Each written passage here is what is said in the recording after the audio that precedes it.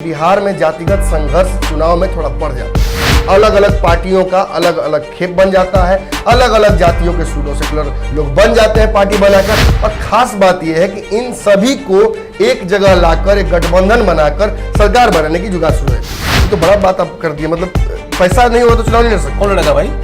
तो पता है क्यों लड़ पैसा क्या कि हम चुनाव लड़ने जीतने के लिए। ऐसे तो कोई लड़ लेता है, हम चुनाव लड़ने 10,000 रुपए देंगे। जी जी, चुनाव लड़ने जीतने के लिए इसके 2 करोड़ रुपए में चुनाव लड़ पाएगा वो आज तारीख में। इस किताब में वो सारी जानकारी है कि किस जाति के कितने प्रतिनिधि हैं, किस विधानसभा क्षेत्र में कितनी जातियों का प्रतिनिधित्व है, और कौन जाति के अगर आप समीकरणों को पकड़ते हैं तो उस विधानसभा में आप भारी पड़ सकते हैं अपने विपक्षियों पर। उस किताब सत्य है कि उस किताब की पूरे जो 43 सीट पे है किस जाति के कितने वोटर हैं वो भी है जी।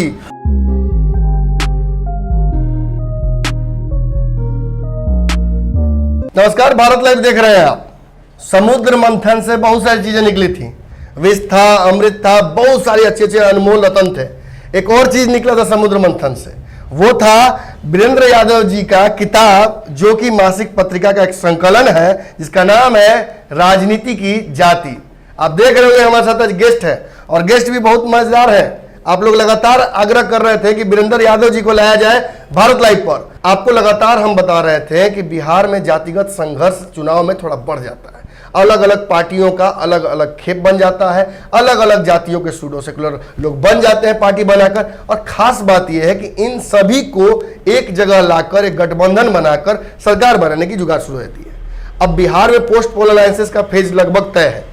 जो समीकरण फिलहाल है ये चुनाव के बाद बदल सकते हैं, लेकिन वोट क्या है, वोट के आंकड़े क्या है, क्यों दलित नेताओं को एक पार्टी से दूसरे पार्टी में जाना पड़ रहा है, क्यों आदान प्रदान शुरू हो गया है, इन सभी पर चर्चा करेंगे। लेकिन सबसे पहले बता दें आपको कि वोट प्रतिशत के हिसाब से जो आंकड़े इनके पास है मौजूद, उन आंकड़ों के हिसाब से और जो आंकड़े सार्वजनिक तौर पर पहुंचे हुए हैं उनके हिसाब से दलितों का एक बड़ा वोट बैंक है। सभी की नजर उस वोट बैंक पर है। वीरेंद्र भैया देखिए, नमस्कार, मैं वीरेंद्र यादव। बिहार की जो राजनीति है उसमें दलितों की भूमिका क्या रहेगी, वोट विभाग उनका क्या है, वोटों को कितना प्रभावित करते हैं या कितना पोल करते हैं, ये बड़ा मुद्दा है बिहार की राजनीति के लिए। बिहार में लगभग 10-15% दलित वोट हैं, माने वोटर्स हैं। हर क्षेत्र में जाएंगे, कहीं कम कहीं ज़्यादा, लेकिन पूरे बिहार में लगभग 15% दलित वोटर हैं। उसमें 3 जातियाँ, पासवान और चमार, जिसे रविदास कहते हैं आप, ये बड़ी आबादी है। अब करीब हर क्षेत्रों में यही भारी पड़ जाते हैं। बहुत सारी जाति, कुछ पासी जाति भी अच्छी खासी संख्या उनकी है। ये 3 जातियां हैं जो मेजर कास्ट है, फिर मुसहर भी है।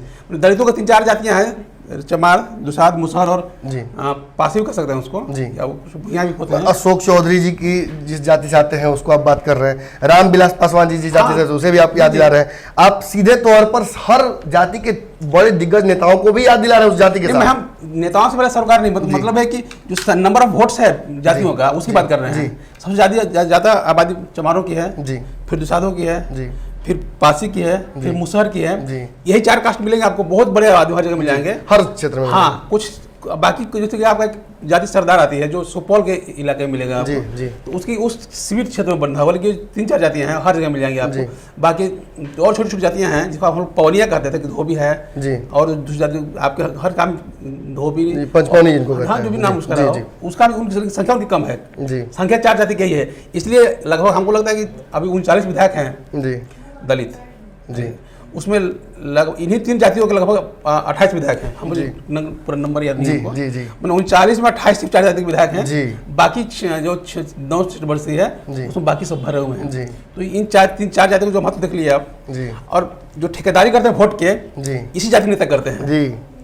अब कोई मतलब ये नहीं मिलेगा ठेकेदारी करने वाला, मैंने वोट ठेकेदारी में कोई आपको क्या नाम है आपका, अरे जो कम जातियां वाले हैं उन्हें मिलेगा आपको। बड़ी जातियां को है, अशोक चौधरी ठेकेदारी कर रहे हैं, जीतन मांझी ठेकेदारी कर रहे हैं, रामविलास पासवान जी कर रहे हैं, रविदासों में कई नेता हैं जो ठेकेदारी वोटिंग कर रहे हैं, शिवचंद्र राम है, हम आप भी कह सकते हैं जो भी हो। 4 जातियों की पॉलिटिक्स की, दलितों में, सवर्णों की, जो अन्य जो हिंदुओं की जातियां हैं, बड़ी जातियां हैं, उसमें 4-5 जातियां हैं, यादव, राजपूत, भूमिहार, ब्राह्मण, मुसलमान, ही 4-5 जातियां चुनाव पॉलिटिक्स करती हैं। मतलब अब तो डोम जाति के भी एक नेता हो गए सुनील राम, वो भी कह रहे हैं कि हमको भी चाहिए। डोम जाति हो गए, लेकिन 10 लोग दावा करना चाहिए हर आदमी को चुनाव में जीतना, लड़ना है। जाति की आप बात करें हित की, तब तो कोई आपसे खड़ा होगा। लेकिन नंबर ऑफ वोट्स बहुत ज्यादा उनका नहीं है, इसलिए उनका बहुत इफेक्ट नहीं पड़ेगा। लेकिन जो बड़ी जातियां के लोग हैं, इफेक्ट उनका ही पड़ेगा।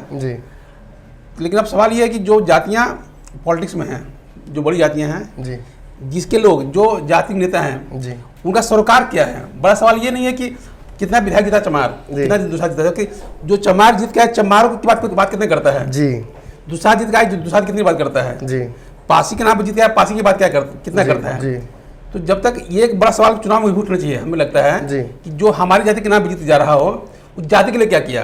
बिल्कुल। आप कहते हैं कि सीट पर भेगा भूमिहार के लिए जी। है, टिकट तो भूमिहार को जी। जीता भूमिहार, लेकिन 5 साल में भूमिहार ने भूमिहार के लिए क्या किया। जी कोई सीट से जीता ब्राह्मण, हम ब्राह्मण की मेरी आबादी है भाई बक्सर में, बक्सर में। जीतेंगे फला तिवारी फला मिश्रा, चौबे जी। लेकिन जीतने के बाद उस ब्राह्मणों के लिए क्या किया उन्होंने। जी कोई यादव की हर चौथा विधायक यादव है, सवाल पूछना चाहिए कि भाई कि यादव के लिए आपने क्या किया। जी। आज विधायक है, आपने जिस कास्ट की बात करते हैं आप उसके लिए वही सवाल दलितों से होना चाहिए कि भाई आप चमार के लिए थे, आपने चमार के लिए क्या किया। आप पासी थे, पासी के नाम पर वोट मिला आपको, जी। टिकट उसी नाम पर मिला आपको, बिल्कुल, तो भाई बिल्कुल। पासी है उनका सीट बढ़िया है, आपको टिकट उसी नाम पर मिलता है, पार्टी चुनती है उसी नाम पर कि आप जाति के हैं, तो आपने जाति के लिए क्या किया।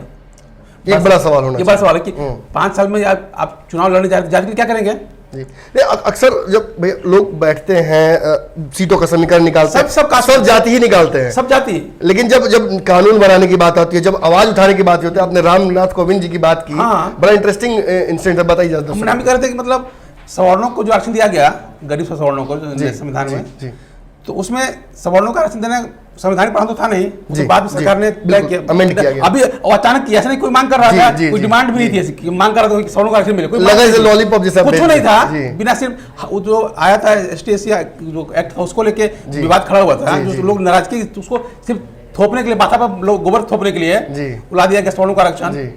आरक्षण दे दिया गया उनको। लेकिन सवाल है कि उसको फाइनली कौन साइन किया, गोविंद जी, जी राष्ट्रपति हैं देश के। जी आज राष्ट्रपति की बात कोई कानून बनेगा जी। तो जिसको वो रोक सकते थे, जी। क्योंकि वो दलितों के हित के खिलाफ था, जी। आपने रोका नहीं।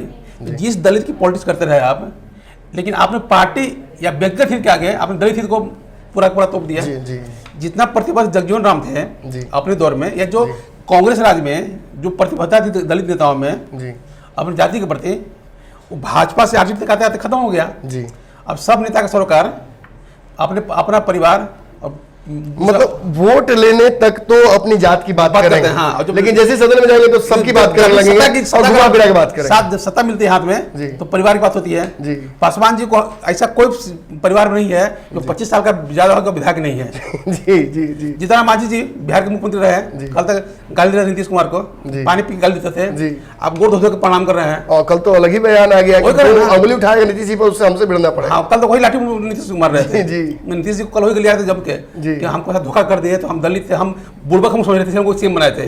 ऐसे ही रामलोचक जी के साथ भी हुआ। आपका तेजस्वी पे कल आप परिपक्व बोल रहे थे कल तक, हाँ। अब कह रहे तेजस्वी पे कोई बोलेगा तो हम लड़ तो जाएंगे। चूंकि सवाल ये है कि अपने अपने हित हैं, जी। वो समाज का हित कोई नहीं है उनका, जी अपने अपने हित है। तो जब तक उनका हित पूरा होता है तो पार्टी के साथ हैं, उनको जब होता है अहित है जी तो लगता है कि मेरा स्वाभिमान जग गया।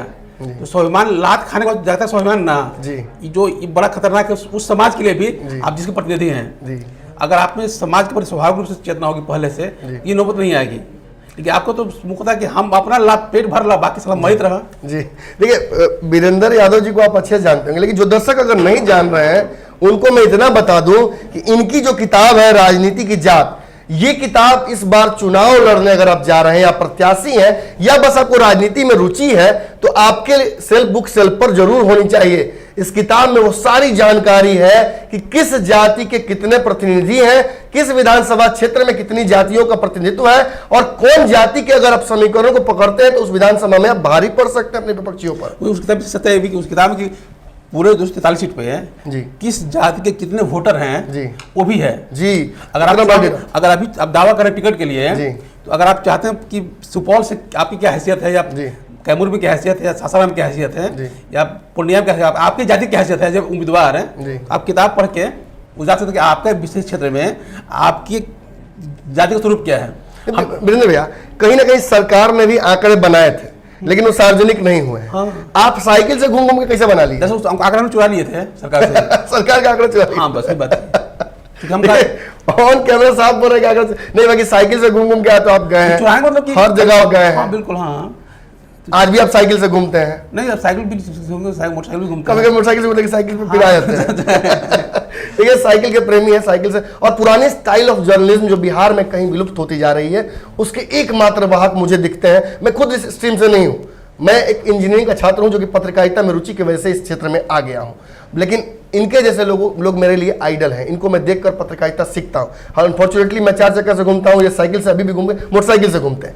लेकिन जिस तरह की पकड़ इनकी बिहार की राजनीति को लेकर है, आप सभी जो चुनाव लड़ने को लेकर बहुत इच्छुक हैं, उन्हें संपर्क करना चाहिए। आपका नंबर मैं दे सकता हूं क्या? मेरा नंबर पब्लिकली है, पब्लिकली है। मैं अपने चैनल पर भी आपका नंबर दे सकता हूं। 9199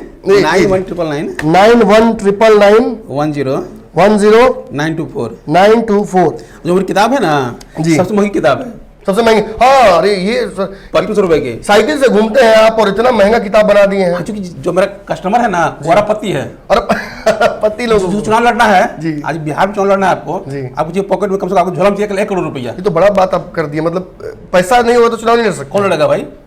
कोई बताए चुनाव लड़ेगा बिना पैसा के कि हम चुनाव लड़ने जीतने के लिए? ऐसे तो कोई लड़ लेता है, हम भी चुनाव लड़ने 10,000 रुपए देंगे। जी जी जी, चुनाव लड़ने जीतने के लिए जिसके धोखे में 1 करोड़ रुपए में चुनाव लड़ पाएगा वो आज तारीख में? लेकिन 1 करोड़ के सामने तो 5500 बहुत कम। इसलिए दाम बहुत ऐसा लगता है बहुत महंगा है, लेकिन जो मेरा टारगेट है, जो मेरा ग्राहक वर्ग है, उसके लिए कुछ नहीं, 5,000 रुपया। बढ़ाएं अपना कदम सक्सेस की ओर शिखर करियर इंस्टीट्यूट के साथ। शिखर करियर इंस्टीट्यूट पूर्वी भारत में एकमात्र कोचिंग संस्थान जो एक्सक्लूसिवली है मेडिकल एंट्रेंस एग्जाम के लिए।